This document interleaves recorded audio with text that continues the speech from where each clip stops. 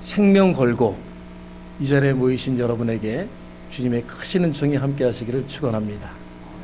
예수 믿는 것은 목숨을 거는 거예요. 그냥 쉽게 예배에 참석하는 것 같지만 우리가 우리의 인생의 모든 것을 걸고 이 자리에 모여서 예배를 드리고 또 임직을 축하하는 이 자리가 더욱 복된 자리가 될 줄로 믿습니다. 오늘 많은 교우분들이 못 나오셨지만은 그 집에서 이 임직식을 위해서 정말 기도하시고 축복하여 줄 줄로 또한 믿습니다. 오늘 말씀해 보면은 큰 집에 금과 은과 나무와 질그릇이 있다. 그런데 거기에는 귀 쓰는 것도 있고 천이 쓰는 것도 있다.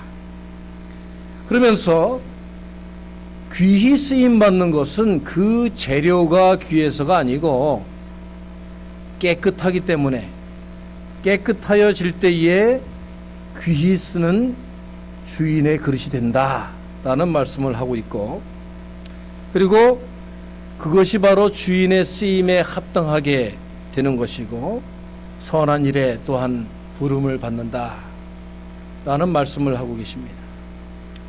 우리가 먼저 오늘 말씀을 깊이 상고해 볼 때에 쓰임 받는다라는 것은 행복한 일이다라는 것을 여러분이 마음속 깊이 간직해 주시기를 바랍니다. 오늘 임직받는 네 분뿐만이 아니고 우리 모든 교우분들이 주님께 쓰임받기 위해서 인생을 살아야 할 줄로 믿습니다. 제가 한 노 장로님의 유언과 같은 고백을 들은 적이 있습니다.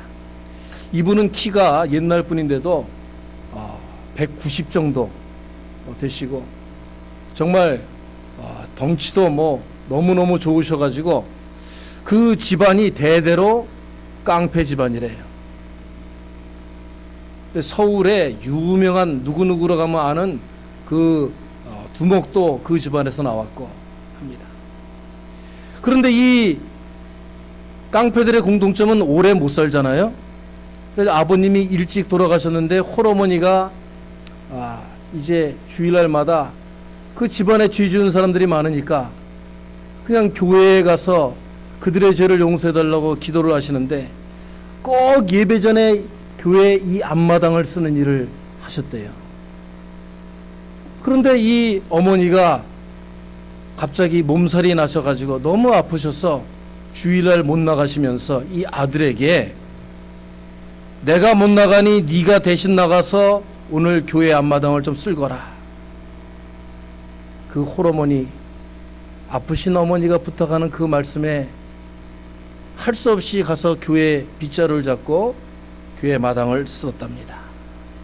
그런데 그 다음 주에도 어머니가 낫지를 않으셔서 또 그 다음 주에도 어머니께 순종해서 빗자루로 교회 앞마당을 쓸고 있는데 그때 목사님이 딱 뒤에서 나타나셔가지고 지금까지 단 한 번도 아버지에게 귀여움받지 못하고 그 아버지에게 쓰다듬 한 번 받지 못한 그 장로님의 머리를 쓰다듬으면서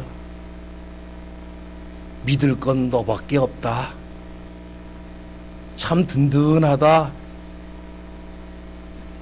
그 한마디에 이 장로님이 주일날은 목숨 걸고 교회 앞마당 가서 빗자루질을 하고 또 믿음이 더욱 신실해져서 밭일과 논일을 다 밤새워 하더라도 주일 성수하고 목사님이 한번 손잡아주고 쓰다듬어주는 그 사랑을 받기 위해서 수요예배 가서 호롱불 지피고 교인들을 기다리는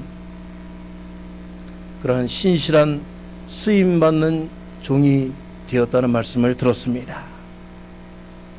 그런데 이분의 신앙 고백이 내가 이렇게 쓰임받는 종이 되었다라는 것에 그치질 않아요. 이분이 이제 6.25 때 장교가 되어서 전쟁에 나가서 총알을 맞았는데 한 발도 아니고 5발을 맞았는데 불구도 되지 않고 죽지 않고 걸어서 집으로 돌아왔답니다. 할렐루야.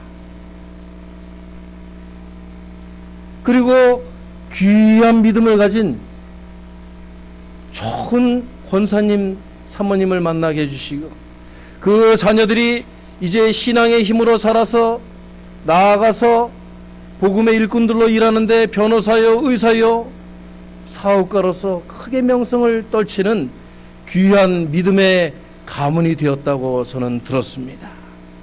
여러분, 못된 주인은 불러서 쓰고 책임지지 않고 그 값을 지불하지 않지만 우리 하나님, 우리의 삶의 생사화복을 주관하신 우리의 주인이신 하나님은 우리에게 예수 그리스도 독생자 아들을 주시기까지 우리에게 값을 지불하시는 분이신 줄로 믿습니다. 주님은 여러분이 주님의 일꾼이 되는 그 순간부터 하늘나라 생명책에 여러분의 이름을 기록하고 여러분의 평생의 삶을 인도하시고 도와주시고 채워주실 뿐만이 아니고 천대까지 이르러 여러분의 자녀들의 삶과 그 앞길과 모든 일들을 친히 인도하시는 주 여호와 하나님이 되실 줄로 믿습니다. 오늘 임직받는 우리 장모님과 권사님들 그리고 이미 부름받은 모든 주님의 일꾼들이 이러한 쓰임받는다는 것은 복된 일이고 행복한 인생이라는 확신을 가지고 오늘 이 예배에 주님께 나의 충성을 다 드리겠습니다 라고 고백하시는 이 시간이 되시기를 바랍니다. 두 번째로 오늘 말씀에는 자기를 깨끗이 해야 된다라는 그런 말씀이 있습니다. 근데 이 말씀을 잘못 해석을 하면 금과 은그릇은 사용받지 못하니까 많이 배우고 화려하고 가진 것이 많으면 쓰임받지 못한다 이렇게 왜곡해서 전하는 분들이 있어요. 그렇지 않습니다. 오늘 성경 말씀을 정확하게 들여다보면 금그릇과 은그릇과 그리고 나무와 질그릇도 있다. 누구든지라는 말이 있어요. 그러니까 금그릇이든 은그릇이든 깨끗하기만 하면 꼭 질그릇이 아니라 하나님께서 쓰시겠다는 겁니다. 오늘 이 그릇이라는 그 의미를 우리가 잘 해석해 보면 베슬이라고 하는 이 영어 뜻에서 그렇지만은 이것은 그냥 그릇을 얘기하는 게 아니에요. 정신을 담는 무엇인가를 인간의 정신을 담아내는 그러한 인격을 말하는 그런 단어입니다. 그래서 영어 성경에 보면 그릇이라는 말을 쓰고 그 바로 다음에 if a man 그런 뜻을 말합니다. If a man cleans himself 사람이 자기의 정신을 닦고 있는 영혼을 깨끗이 닦아야 한다는 말씀인 줄로 믿습니다. 그런데 요즘엔 빨리 그리고 편하게 쉽게 닦는 거를 좋아해요. 그런 문화가 판을 칩니다. 그래서 이미 오래전부터 우리들의 주방에도 식기를 닦는 뭐가 들어와 있어요? 식기세척대가 들어와 있죠. 이게 막 요란한 소리를 내면서 물을 뿜으면서 닦아내는데 빠르고 편하고 쉽습니다. 그런데 우리 주부인분들은 다 아시지만은 그 식기세척기에서 나온 그릇이 깨끗합니까? 대답들이 없으시네. 요즘에는 너무 좋은 기계가 나와서 깨끗한가 보네요. 그런데 제 경험에 의하면 식기세척기를 쓴 분들이 꼭 얼룩이 남아가지고 다시 닦는 일이 많이 있다고 그래요. 그릇을 닦을 때에도 우리가 정성껏 손수 열심히 땀을 흘려서 그릇을 닦지 않으면 얼룩이 남고 다시 쓸 때에 불편함을 겪게 됩니다. 하물며 우리 이민자들은 이 식기세척을 하면서 인생을 개척한 분들이 많으신데 어떤 노 권사님이 저한테 이런 말씀을 하시더라고요. 이민 초기에 기술이 없으니까 그냥 주방에 들어가서 그릇 닦는 일을 했는데 목사님, 내 지문이 다 없어지는 줄 알았어요. 뭐 장갑이라고 하나 주는데 그 장갑을 끼면 너무 커가지고 손안에서 빙글빙글 돌고 그릇을 놓치고 깨뜨리고 깨끗이 안 됐다고 퇴짜를 받는데 맨손으로 닦을 수밖에요. 빨리 닦아내야 되니까. 그리고 깨끗이 닦아내야 되니까. 눈물로 그릇을 닦았다고 하시더라. 우리가 신앙생활을 할 때에 현대교회의 가장 위험 요소가 되고 현대교인들이 가장 빠지기 쉬운 유혹이 뭐냐면은 빠르고 쉽고 편하게 신앙생활을 하는 것입니다. 교회에 와서 주일 예배에 도장 찍었으니 이제 빨리 내 볼일을 보러 가야 된다. 이제 내가 교회에 그만큼 헌금했으니 나의 믿음의 분량은 다한 것이다. 편의주의와 형식주의와 생색내기와 대충의 그런 신앙생활이 우리의 영혼에 닦아야 할 부분들을 제대로 닦지 못하고 얼룩을 남기는 그러한 쓰임받지 못하는 일꾼이 되는 그러한 결과를 낳을 수 있다는 것입니다. 오늘 임직받는 분들 그리고 우리 교우들은 열심히 자신들의 영혼을 닦는 성도들이 되시기를 축원합니다. 매일매일 수련하고 정진하고 훈련하고 삶을 정결케 해야 됩니다. 죄를 멀리하고 영적인 생활을 위해서 모든 집회에 참석하고 목장 예배에 참석하고 기도회에 참석하고 우리의 영혼을 살리는 일이라면 우리의 영혼의 때를 닦는 일이라면 무엇이든지 앞장설 때에 주님께서 그 영혼을 들어 쓰실 줄로 믿습니다. 마지막으로 오늘 말씀을 잘 해석해 보면 순종하는 그릇이 되라고 말씀하고 계십니다. 합당한 그릇이 되라. 주인께서 흔쾌히 쓸만한 합당한 그릇이 되라. 유스풀한 그런 그릇이 되라. 무슨 말씀이냐? 여러분, 그릇이 자기가 무엇을 담을지 그 그릇의 내용을 선택할 수가 있어요, 없어요? 만약 어떤 그릇이 입이 달려가지고 불고기를 담으려고 하는데 나 너무 뜨거워요. 그거 싫어요. 잡채를 주세요. 만약 그릇이 그런다면은 그 그릇 어떻게 하겠어요, 주인이? 에이?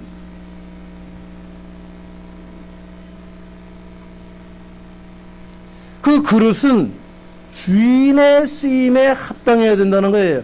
주인이 무엇을 담든지 간에 yes 하면서 순종하고 그 자기에게 담길 것에 감사하면서 모든 일을 받아들일 때에 주인이 합당하게 쓴다는 것입니다. 내 성격상, 내 사정상, 내 상황상 이거는 안 됩니다 라는 그러한 그릇이 있다면 오늘 자기를 비우고 자기를 닦고 주인의 합당한 그릇으로 쓰임받겠다고 결심하는 임직자들과 교우분들이 되시기를 축원합니다. 제가 캐나다 로키 산맥에 무릎 꿇은 나무라는 이야기를 한번 들은 적이 있습니다. 로키 산맥에 가면 나무들이 많은데요, 무릎 꿇은 나무가 있대요. 바람이 너무 세차게 불어가지고 다 꺾일 것처럼 이렇게 구부러졌다가 다시 또 살아나서 반대로 구부러졌다가 사람이 꼭 무릎을 꿇고 있는 모습으로 나무가 살아있고, 그런데 이렇게 혹독한 시련을 겪은 나무가 무릎을 꿇은 모습으로 솔직하게 자라났지만 너무너무 단단하고 질이 좋아가지고 이 나무가 귀한 바이올린과 그런 관악기의 재질로 쓰인답니다. 너무너무 비싸게 팔린대요. 비싼 것보다도 더 좋은 것은 이 나무로 관악기를 만들어서 키면은 현악기와 관악기가 그렇게 아름다운 소리를 낸다는 겁니다. 다른 사람들에게 감동을 전해주는 그러한 재료가 된다는 거예요. 여러분 무릎 꿇은 나무들이 되시기를 주의 이름으로 축원합니다. 웅장하고 아름다운 여러분의 삶을 통해서 여러분의 영혼을 통해서 울려 퍼지는 그 신앙의 멜로디가 많은 사람들에게 오케스트라가 연출하는 것처럼 감동적이고 눈물을 쏙 뿜어낼 수 있는 그런 영적인 화음을 만들어내시기를 주의 이름으로 축원합니다. 순종보다 하나님을 기쁘시게 하는 방법은 없다라고 존 하우에는 말씀하고 있습니다. 사무엘상 15장 22절에 이렇게 말씀하고 있습니다. 순종이 제사보다 낫고 들음이 수양의 기름보다 나으니라. 할렐루야. 하나님의 뜻에 순종하며 쓰임받는 그릇으로 모든 성도들에게 귀감이 되며 리더가 되며 가르치는 자가 되고 지혜하는 자들이 되어서 모든 성도들에게 생명력을 불어넣고 성령의 불길을 보여주고 함께 더불어서 아름다운 메릴랜드 제일장로교회의 복음의 화음을 만들어내는 일꾼들이 되시기를 주의 이름으로 축원합니다. 기도하겠습니다. 하나님, 하나님께서 불러주신 택하여 주신 그 소명을